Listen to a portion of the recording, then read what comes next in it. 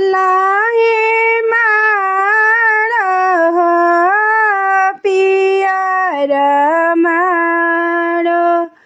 मारवा भाई है गुला जार जी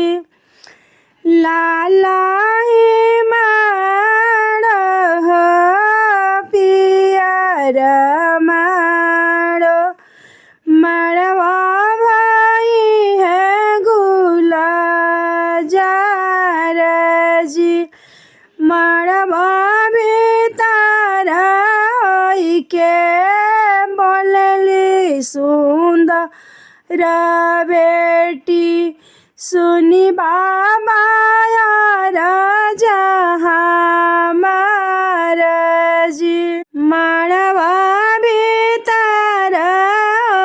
के बोलली सुंदर बेटी सुन बाबा राजा हमार जी पढ़ला बरवा तुम खोजिया बाबा हमें बड़ा सुख होई जी पढ़ला बरवा तुम खोजिया बाबा हमें बड़ा हो सुख होई जी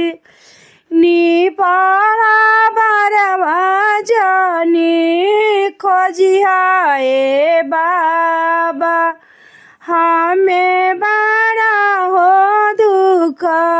होई जी नी पढ़ा बरवा जनी खोजिया बाबा हमें बड़ा दुख होई जी नी पढ़ा बरवा जब रहिया बाबा हो दिन भर जाती है बाबा आरती से परती हो साँझ बेरिया सैहानी भेष जी नी पढ़ा बरवा जब रहिया चाचा दिन भर जाती हनायरती से परती हो साँझ बेरिया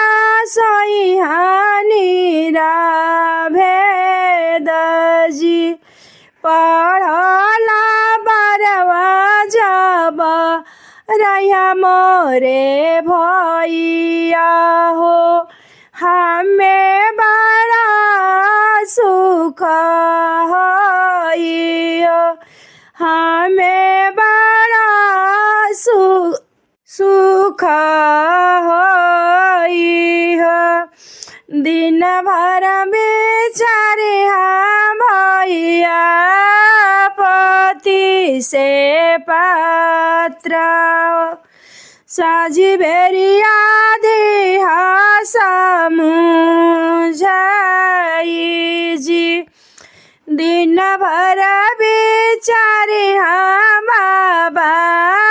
पति से पात्र साँझ बेरिया देहा समुझाई जी लाला हे माड़ हो पियर माड़